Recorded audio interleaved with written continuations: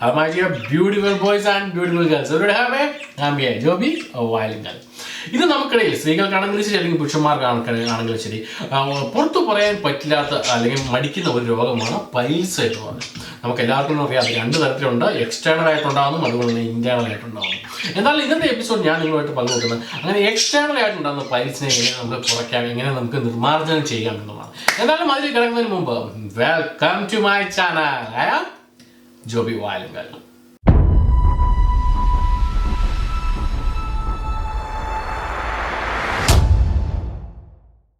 എന്നാലും ഈ ഒരു മരുന്ന് നമ്മൾ ഉപയോഗിക്കേണ്ടത് ഇന്റേണൽ പൈൽസിനല്ല, പകരം എക്സ്റ്റേണൽ പൈൽസിന് വേണ്ടി മാത്രമുള്ളതാണ്.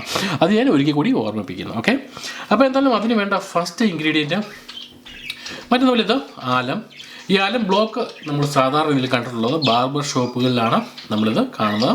അതായത് നമ്മൾ ഷേവ് ചെയ്ത ശേഷം നമ്മുടെ മുഖത്തിട്ട് ബാർബർമാരെ ഉരയ്ക്കുന്നത് നിങ്ങൾക്ക് എല്ലാവർക്കും തന്നെ അറിയാം.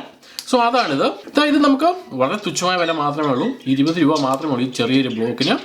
ഇവിടെ ഓൾറെഡി തന്നെ ഇത് എഴുതിയിരുന്നു ആൻറ്റിസെപ്റ്റിക് ഷേവിങ് ആലം എന്ന് വെച്ചാൽ ആൻറ്റിസെപ്റ്റിക് ആണ് ഈ ഒരു ആലം, നമുക്ക് ധൈര്യമായിട്ട് ഉപയോഗിക്കാം. ഓക്കെ, അപ്പോൾ എന്തായാലും ഇത് നമുക്ക് ചെറുതായിട്ടൊന്ന് പൊട്ടിച്ചെടുത്ത ശേഷം ചെറുതായിട്ടൊന്ന് പൊടിച്ചെടുക്കണം. ഓക്കെ, അപ്പോൾ എന്തായാലും അത് നമുക്കൊരല്പം ഇന്ന് കട്ട് ചെയ്തെടുക്കാം. ഇതുപോലെ അല്പം കട്ട് ചെയ്തിട്ട് നമുക്കിത് ശരിക്ക് ഒന്ന് പൊടിച്ചെടുക്കാം. ശരിക്ക് പൊടിക്കണം.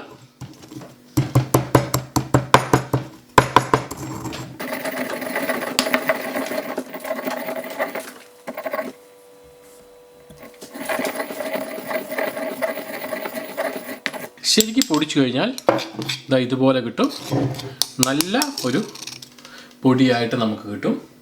അപ്പോൾ ഇത് നമുക്ക് ഏകദേശം 1 സ്പൂണോളം നമുക്കെടുക്കാം, മറ്റൊരു പാത്രത്തിലേക്ക് മാറ്റാം.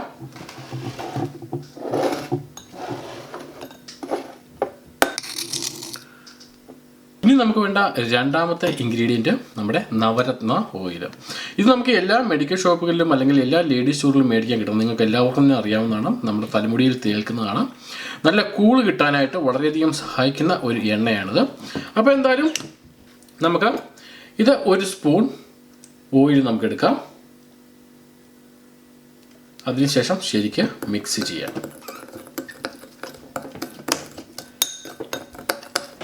ശരിക്ക് മിക്സ് ചെയ്യാം. നമ്മൾ ഇട്ടേക്കുന്ന ഈ ആലം ഇതിൻ്റെ അകത്ത് ശരിക്ക് ഒന്ന് മിക്സായി വരണം.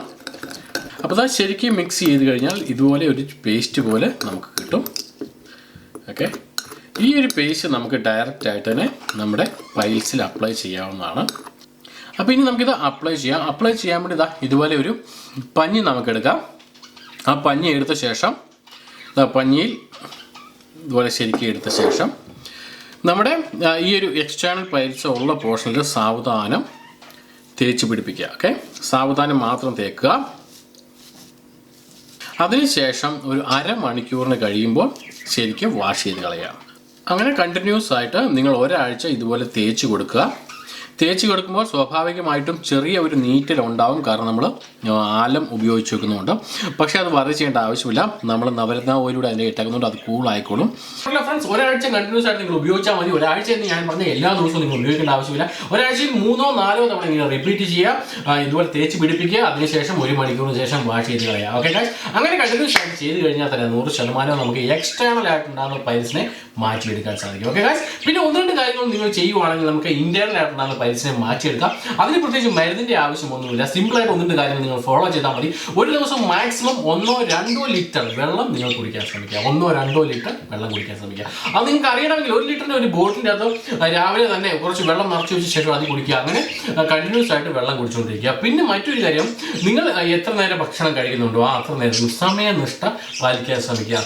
ഇപ്പോൾ 9 മണിക്ക് രാവിലെ പ്രഭാത ഭക്ഷണം നിങ്ങൾ കഴിക്കുന്നുണ്ടെങ്കിൽ അത് 9 മണിക്ക് തന്നെ കഴിക്കുക. അല്ലെങ്കിൽ 9 to 9:30 എന്ന് പറഞ്ഞാൽ നിങ്ങൾ ടൈം ഒക്കെ ഉച്ചയ്ക്ക് ഇതുപോലെ തന്നെ 1 o'clock to അങ്ങനെ നിങ്ങളുടെ ടൈം എപ്പോഴാണോ നിങ്ങൾക്ക് ഇഷ്ടമുള്ള ആ സമയത്തിന് ആ ഒരു കൃത്യനിഷ്ഠ പാലിക്കുക.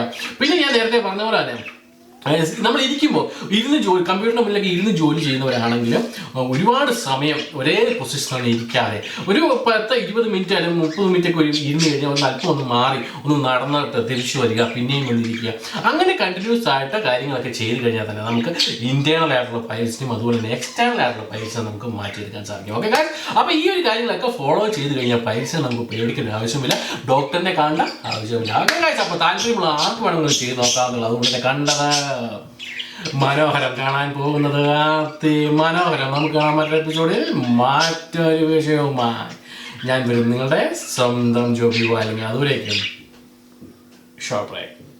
കൂടുതൽ വീഡിയോകൾക്കും വിശകലനങ്ങൾക്കുമായി എൻ്റെ 3 യൂട്യൂബ് ചാനൽ സബ്സ്ക്രൈബ് ചെയ്യുവാനും ഫേസ്ബുക്ക് പേജ് ലൈക്ക് ചെയ്യുവാനും എൻ്റെ വെബ്സൈറ്റ് സന്ദർശിക്കുവാനും മറക്കാതിരിക്കുക. ജോബി വയലങ്കൽ.